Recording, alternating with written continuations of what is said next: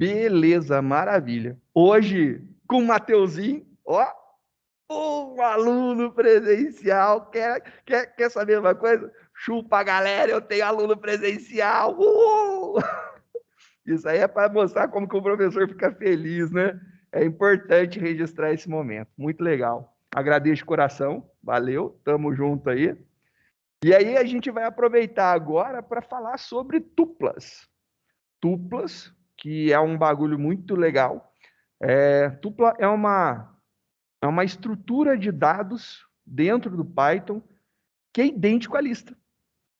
Aí você fala assim, mas por que que eu tenho tuplas então? Se eu tenho a lista, por que que eu vou ter tuplas? Porque as listas, elas podem ser modificadas. E as tuplas não. Manjou? Ó, as listas podem ser modificadas e as tuplas não podem. Então, quando a gente precisa mostrar um conjunto de dados ou entregar um conjunto de dados, esse conjunto de dados não pode ser modificado ou não deve ser modificado, a gente usa tupla no lugar de lista, só por conta disso. E aí a gente pensa assim, nossa, será que eu tenho, né, eu vou usar a tupla, né? Tupla é normal utilizar? É muito normal. E a gente obtém tupla do resultado, por exemplo, quando a gente quer ver o tamanho de um data frame. Ele vai mostrar quantas linhas e quantas colunas. E isso daí, essa informação, vai vir exatamente no formato de uma tupla para a gente. Não é uma lista, porque a gente não pode modificar esse valor. Ele mostrou, então, um conjunto de dados que fica entre parênteses, que não pode ser modificado. E isso daí é a tal da tupla. Então, a gente vai começar a falar sobre as tuplas, né? Então, vamos lá brincar um pouquinho. As tuplas, elas são primas irmãs das listas, né? Então, elas são muito parecidas com as listas, porém, a gente tem algumas poucas diferenças. Quase tudo que a gente consegue fazer com uma tupla, quase tudo que a gente consegue fazer com uma lista, a gente faz com uma tupla, né? Então, tem essa diferença. O nome não é muito amigável, né? Ele não é muito atrativo. Mas o importante é destacar que a tupla, ela é imutável. Ela não pode ser modificada. Não poder modificar uma tupla é algo importante para a gente quando a gente tem dados e a gente não quer modificar esses dados ou não quer permitir a modificação. Então, um dos pontos importantes é você pensar que eu tenho dados que eu não quero permitir a modificação. Se eu não quero permitir modificação, não posso usar lista, porque lista permite. Mas então eu posso usar tupla. Maravilha. Então a gente vai ter essa ideia de que quando não quero mutabilidade dos dados, tupla. Quando eu quero mutabilidade, quando eu quero que possa ser modificada de alguma forma, lista. E aí a gente começa a nossa brincadeira. Como que a gente vai delimitar uma tupla, né? A tupla, ela é delimitada pelo parênteses. Então, o parênteses é o delimitador da tupla. Já o colchetes é da lista. Então, modificação de parênteses para colchete, você tem parênteses tupla, colchetes você tem as listas. Bem simples, bem tranquilo, não tem dificuldades. Por exemplo, né? A gente pega agora uma tupla e a gente vai definir ela. Então, a gente criou aqui, ó, entre parênteses, 200,50. E eu estou atribuindo isso a uma variável que eu chamei de dimensões. Se eu rodar isso daqui, ele vai mostrar como resultado, entre parênteses, 200,50. Esse 200,50 quer dizer exatamente que eu tenho um conjunto de dados, e esse conjunto de dados daí, por estar entre parênteses, é uma lista que não pode ser modificada, ou seja, uma tupla. Se eu quiser ter certeza disso, eu vou imprimir o tipo dela. Então, eu vou lá, print type dimensões. Print type dimensões, você vai ver que ela é da classe tupla. Me ouvem? Ainda está tudo certo? Dá um sinal de vida se vocês estiverem ouvindo.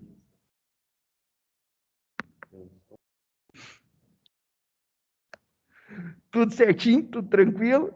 Então, bora. Bora continuar a nossa brincadeira, né? Gravação tá ok, tá funcionando. Beleza. Estamos ouvindo. Joia. Vamos começar, então, com a brincadeira de entender como que funciona, né? Quando a gente está lidando com a tupla funciona exatamente da mesma forma que a lista. Então, a gente pode acessar, por exemplo, um elemento da tupla. Quando eu quero acessar o primeiro elemento da tupla, o primeiro elemento sempre 0, né? Então, a gente consegue acessar. Se você para o mouse sobre, no Google Colab, ele mostra para você uma tupla, nome da tupla, ela tem 2 itens e ela mostra os itens lá bonitinho. Então, é só parar o mouse em cima, ele consegue mostrar para você. Executando, você vai obter o primeiro valor. Então, o primeiro valor é o 200, o segundo valor o 50. Se eu quiser o segundo valor, beleza. A gente pode criar uma tupla, então, diretamente passando alguma coisa entre parênteses, né, separado por vírgula, ou ainda a gente pode usar o construtor tuple. Quando você pega lá o tuple e você faz a atribuição de uma variável, esse tuple, você está usando o construtor da classe, né? O construtor da classe permite a gente utilizar, então, criar uma tupla vazia. Quando eu faço isso daqui, né, ele vai ter lá um abre e fecha parênteses, que é exatamente a mesma coisa da lista, que a gente tem o list, que é o construtor da lista. Que se a gente atribuir abre e fecha colchetes, a gente cria uma lista vazia, logo se eu atribuir um abre e fecha parênteses, eu crio uma tupla vazia. Então, também tem a possibilidade da criação da tupla vazia. Olha lá, bonitinho, só com a atribuição do abre e fecha parênteses. A gente pode criar a partir de valores, então você pode passar os valores que você quer entre parênteses, ele vai entender que isso daqui é uma tupla, então você consegue atribuir. Assim como a lista não é somente tipos inteiros, então qualquer tipo de dado que eu colocar aqui funciona. A gente pode simplesmente fazer uma atribuição separando por vírgulas, não precisa estar entre parênteses. Ó, isso aqui é um detalhe bacana. Se você colocar um valor, vírgula, espaço, outro, vírgula, outro, vírgula, outro, vírgula, outro, né? Você separando eles por vírgula, no final, isso daí gera uma tupla. Então, também tem essa possibilidade, diferente das outras que a gente tem, né? Então, fica bacana aqui. Em qualquer outra linguagem, fazer uma atribuição dessa daqui é algo impensável, né? Você faz um negócio desse e já dá ruim. Se você tiver 3 variáveis desse lado, ele faz aquela atribuição do 37 para a primeira, do 12 para a segunda e do 42 para a terceira variável declarada. Quando eu só tenho uma variável declarada, ele entende que isso tudo daqui, na verdade, é um conjunto de dados que eu estou atribuindo. E eu passo tudo de uma vez. E eu posso passar tudo de uma vez para a tupla. Ficou esse formato daqui, eu acho que ele é bem prático, porque se você quiser criar uma tupla, uma lista de valores para acessar, é variável igual, valor, vírgula, valor, vírgula, valor, vírgula, valor, já era. Né? É bem prático. Vamos testar como que a gente pode modificar um valor, né? Quando eu faço, por exemplo, dimensões está lá declarado com 275, e eu tento atribuir um valor para a posição 1, no caso aqui a posição 1 tem o valor 50, olha só o que acontece. Ele gera um erro. E o erro retorna para a gente a seguinte mensagem. O objeto tupla ele não é capaz de ser modificado, né? Ele não pode ter alteração. Isso daí é importante. Então, eu não consigo pegar e fazer uma atribuição para uma tupla em uma das suas posições. Isso aqui é legal, fica aqui registrado o erro, né? Se a gente quiser brincar para verificar isso daqui, né, a gente pode fazer uso dos tratadores de erro. E o tratador de erro é algo que é extremamente importante e extremamente útil, né? Em toda linguagem tem alguma estrutura que faz esse tipo de funcionalidade. Nesse caso, a gente tem o try, mesma coisa, muito parecido lá com Java, o try, e o except. Aonde eu tento fazer estes comandos, olha lá, try, 2 pontos, tem o recuo, os comandos, depois except, e aí eu posso colocar o tipo do erro. Como eu gerei aqui em cima, ele deu um type error, eu posso pegar esse erro e tratar especificamente para esse, assim como as exceptions do Java, a gente pode usar aqui também. Então, except, coloco lá a classe que representa o erro, o tipo do erro, né? 2 pontos, e aí eu posso fazer o tratamento. Nesse caso, coloquei aqui para ficar, tuplas não podem ser modificadas, dimensões igual a alguma coisa, só para a gente ver, né? Quando eu executo isso daqui, né, essa atribuição, ele não consegue fazer. Gera o erro. Se gerou o erro, ele vai cair aqui na exceção. Caiu na exceção, ele vai imprimir a mensagem para a gente ter aqui uma noção do que está acontecendo. Então, não é só tupla essa aula, a gente já está vendo a forma de tratamento de erros também. Então, tratamento de erro é algo importante, ajuda e auxilia a nossa vida, né? Não quer dizer que você vai estar na expectativa que tem um erro, mas se ocorre algum erro, principalmente que a gente está lidando com uma linguagem fracamente tipada, então pode ter erro de entrada de dados, qualquer coisa, você consegue fazer esse tratamento e colocar mensagens explicativas para ajudar, né? A gente navega pelas tuplas da mesma forma com que a gente navega pelas listas. Então, a navegação em uma tupla é exatamente da mesma forma que a lista. A gente pode iterar ela numa boa. Lembro que a diferença entre tupla e lista é que tupla não dá para modificar. O resto está tudo certo, né? Então, por exemplo, fazendo uma iteração for, dimensão em dimensões, eu vou imprimindo cada uma das dimensões de uma linha, né? Então, a gente tem lá as dimensões 200 por 50, eu pego o 200, imprimo, pego o 50, imprimo. E aí você tem a saidinha lá diferentona, né? Você consegue imprimindo cada uma numa linha, não tem mais o parênteses, nem está separado por vírgula. Quando eu preciso modificar uma tupla, né? Quando eu preciso modificar uma tupla, só botar para baixar o nosso arquivão lá. São os nossos arquivinhos para a gente usar depois. Para a gente modificar uma tupla. Como que eu consigo modificar? Modificar, não existe modificação, porque ela é imutável. Só que a gente tem uma característica muito legal da orientação a objetos, que é você fazer a atribuição de uma nova instância para aquele objeto, para aquela variável. Então, o que acontece? Nós temos hoje, vou colocar aqui só para a gente ver, né? Print dimensões. Temos aqui dimensões, que foi declarado lá no início do nosso notebook. Está lá as dimensões, bonitinhas, declarada. E aqui vem, eu estou imprimindo as dimensões originais, uma por linha, a gente está iterando só para continuar usando a iteração. Olha lá, iterou. Só que aí, para a gente não ter uma por linha, a gente trocou por espaço. Então, o barra N foi trocado por espaço. Ele vai imprimir tudo bonitinho, 250. Agora, eu quero atribuir uma nova tupla para dimensões. Aquela instância que a gente tinha, que é o 250, ele vai ficar perdido na memória. A ferramenta de limpeza de memória do Python vai limpar aquilo dali em algum momento, e a gente está atribuindo uma nova referência. Então, dimensões vai apontar para essa nova referência. Eu consigo fazer, então, uma atribuição nova, uma sobrescrita daquele valor. Então, ele tinha 250, agora eu quero 400 e 100. Colocando aqui, a gente vai ver, ó, 400 e 100. Ele modifica. Então, quando eu preciso modificar uma tupla, o que eu faço? Eu reatribuo o valor para ela modificado. Eu jogo novamente. Não tem essa de ficar inserindo um por um, né? Você não insere os elementos dentro da tupla. Você declara ela toda e acabou. A gente tem um esquema muito legal que é o desempacotamento, né? Professor, Oi? Oi, Jeff, fala. no caso aí, você adicionou 2 elementos, né? Teria algum problema se fossem mais aí? Não faria diferença?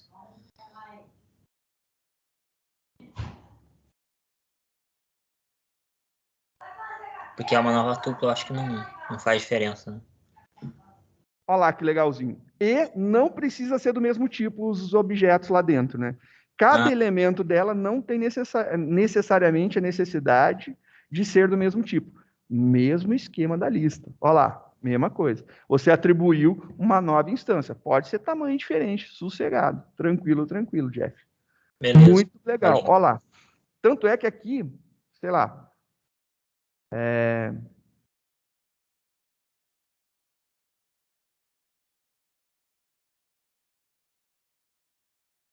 É só para lembrar, viu? Não quer dizer que a gente está cobrando, né? É uma mensagem subliminar, né, Matheus? É para ficar aqui Nossa, parece que é registrado. aleatório, senhor. Por que isso? Olha lá, você pode colocar uma string junto, né? Olha lá, uma string, colocar lá um float, int, se você quiser lá, ó. Aqui, ó, teve bolo de fubá com goiabada? Não, foi falso, né? Isso daí foi mentira. Também, ó, você imprime. Aí o que acontece lá com o falso? Aí o falso não dá certo. Por quê? O falso tem uma característica muito interessante, né? Ele é um tipo que não, sei lá, ele dá umas especificações bem zoadas na hora que a gente usa. Para tupla, você pode montar tuplas de verdadeiros e falsos, se você quiser utilizar, mas quando dá a mistura dele, é uma coisa estranha. Então, quis mostrar para vocês isso daqui. Acontece de vez em quando, mas está tudo de boa. Só para não usar.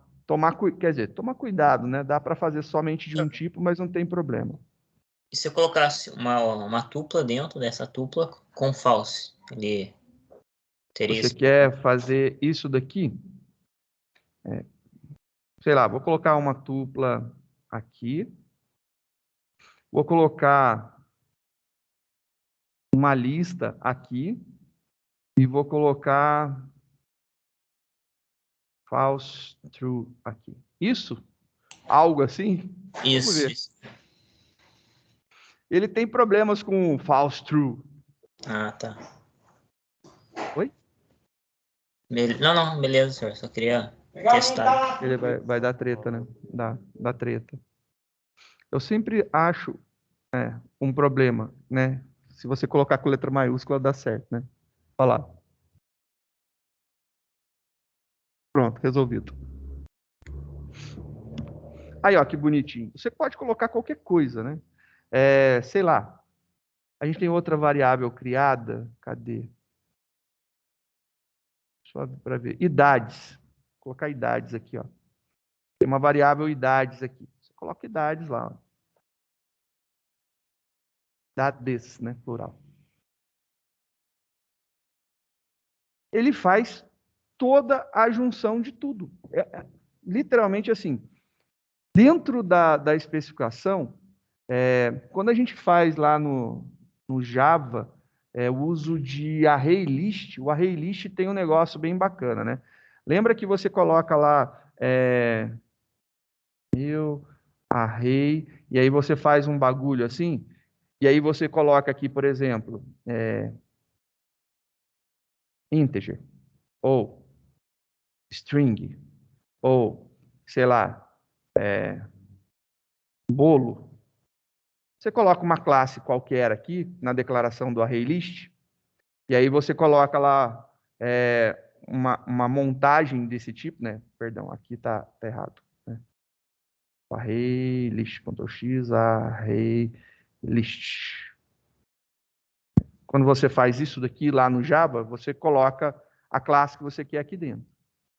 Isso daqui no Java é para você evitar o problema que a gente tem de poder colocar qualquer coisa. Então, quando você vai colocar qualquer coisa aqui dentro, fica zoado. Por quê? Porque pode ser qualquer coisa, literalmente qualquer coisa. Então, uma das coisas mais complicadas em uma linguagem fracamente tipada é você ter o problema da tipação ser fraca. E aí você, por exemplo, queria uma tupla somente com números. Eu não tenho uma tupla somente com números. Eu tenho uma tupla com números inteiros, ponto flutuante, string, com uma tupla, com uma lista, com tupla, com outra tupla. E isso daqui é um problema. Então, a gente não tem esse negócio. O array list, por padrão, por natureza, né, ele vem com isso daqui, ó. Que é exatamente o que a gente está criando. Então, a gente está criando uma tupla imutável, uma lista imutável, né? Então, seria a nossa tupla, seria assim, de object. Ele aceita qualquer coisa. Por quê? Porque é a classe mais genérica que tem e ele aceita tudo. Desde que seja uma classe, ele aceita. Então, só para lembrar e explicar o porquê que ele aceita qualquer coisa, né? Vamos ver aqui como que funciona a técnica do desempacotamento. O desempacotamento é uma coisa legal, que é aquela técnica que a gente tem de poder jogar alguma coisa para dentro de variáveis. Eu só vou fazer uma correção, né? Porque senão vai dar ruim aqui embaixo.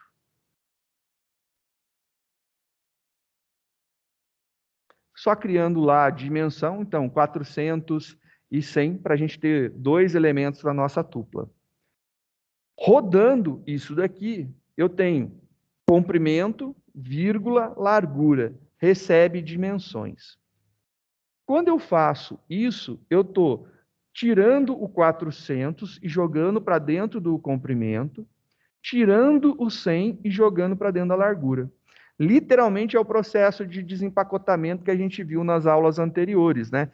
Ele tem essa possibilidade de pegar a tua tupla e desmontar ela dentro de variáveis, assim como a lista também tem essa característica, né?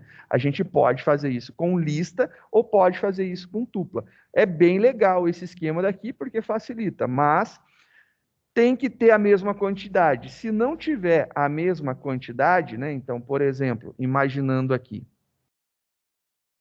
deixa ele só conectar novamente. Conectado.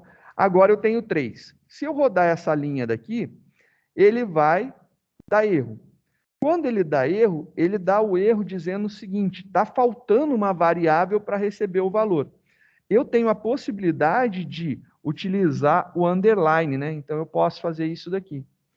Se eu rodo, ele ignora essa última dimensão, essa última variável, e aí ele consegue. O 50 foi jogado no buraco negro aqui, no espaço, né?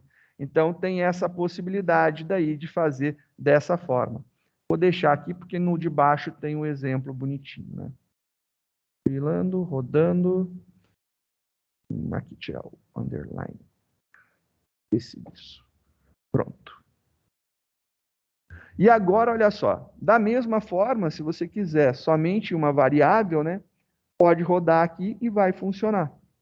Ele joga bonitinho e não vai usar a primeira medida. Você pode fazer isso.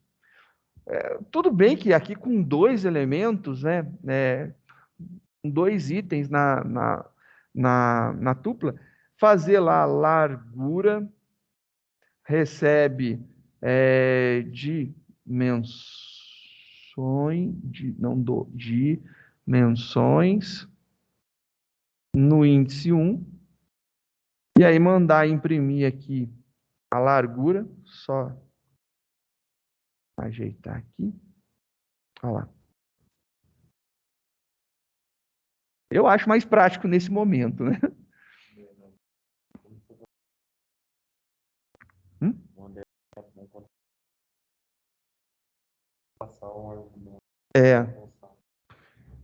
O Matheus falou uma coisa que é perfeita. Quando você não quer passar o argumento na função, né? Alguma coisa, aí você usa o underline. Facilita a vida. Mas, assim, depende da estrutura que você monta, né? Dependendo da necessidade, você tem essas possibilidades. Isso aqui é legal que é um canivete suíço de 1001 funcionalidades, né? Você joga e faz o que precisa.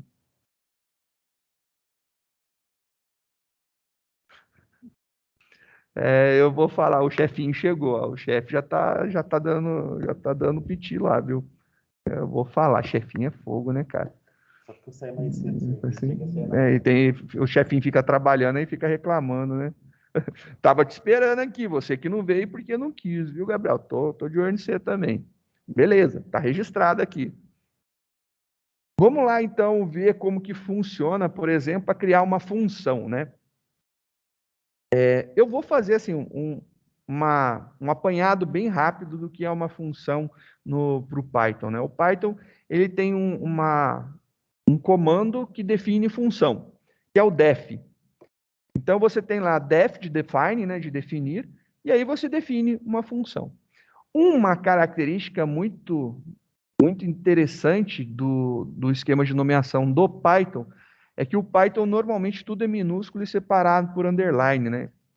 é convenção. Se você quiser ficar escrevendo no Common Case também, eu acho que podem não achar tão bonito, mas eu entenderia muito bem, eu continuaria no Common Case. Mas é o padrão da linguagem que você vê comumente nas escritas afora, né?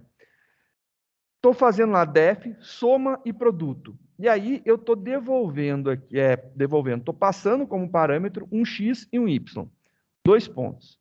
E aí eu estou fazendo return, e aí eu coloco aqui, entre parênteses, x mais y, vírgula, x vezes y, entre parênteses. O que acontece aqui?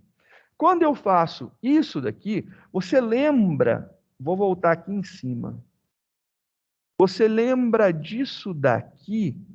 Olha lá. O que isso daqui fez? Gerou uma tupla. Legal, então. Então, a gente está gerando aqui uma tupla. E não é porque isso aqui está entre parênteses, não. Isso aqui vai dar um valor, vírgula, outro valor. Esse valor, vírgula, outro valor é o resultado de uma tupla. Então, quando eu faço, por exemplo, eu quero ver soma e produto. Aí eu criei uma variável lá, SP, soma e produto, 2 e 3. 2 mais 3 vai dar 5. 2 vezes 3 vai dar 6. Então, ele vai retornar 5 e 6. Se eu executar essa variável SP, soma e produto, ele vai ter um 5,6.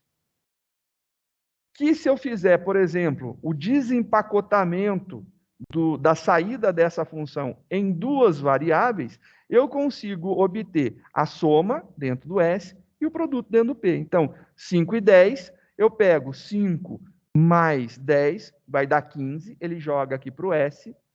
5 vezes 10 vai dar 50, ele joga para o P. Se eu imprimir os dois, ele vai ter lá 15 e depois 50. Rodando aqui para a gente ver, eu passando lá, né, o 5 e o 6, né, a soma e o produto de passando o 2 e o 3. 2 mais 3, 5. 2 vezes 3, 6. Soma e produto. Então, eu tenho como resultado uma tupla. Ou eu posso desempacotar isso daqui, jogando nas variáveis. Olha lá o resultado desempacotado também. É uma possibilidade. Então, tupla também serve para você devolver resultados de um método. Quando você tem uma função ou método, né, e você queira devolver mais de uma coisa, você pode utilizar, então, uma estrutura de tupla para fazer isso daí. Fica muito útil, né? Bem legal. Você devolve, manipula isso daí da forma que quiser. Eu acho bem interessante isso daqui. E o legal é que isso daqui é resposta de um cálculo que você fez. Como é resposta, você não quer que possam modificar esse conjunto de dados. Esse conjunto de dados é a resposta de uma execução de um método. Então, uma tupla cabe bem aqui. Se você quiser inverter valores, só lembrando que isso daqui é totalmente possível, né? Você está atribuindo uma e depois inverte, né? Então, você desempacotou numa variável e você quer inverter as duas de lugar. Então, S,P recebe P,S.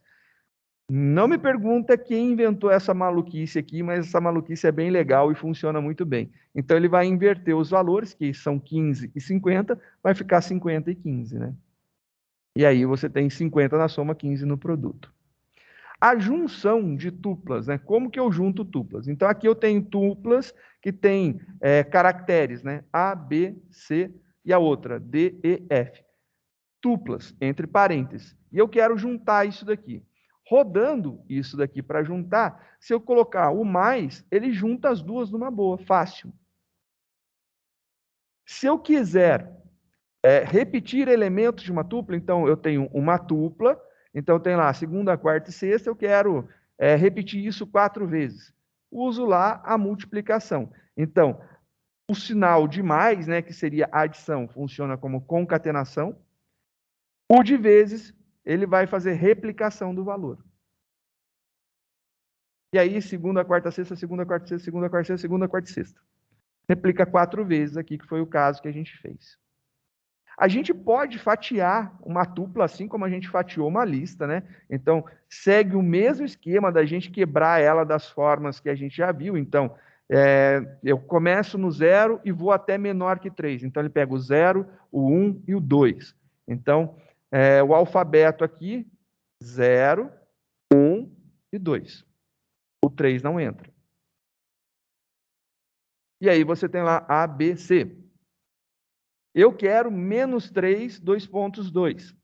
Se você seguir aqui, você tem menos 1, menos 2, menos 3. 2 pontos nada, né? 2 pontos nada. 2,2 o caramba, 2 pontos nada.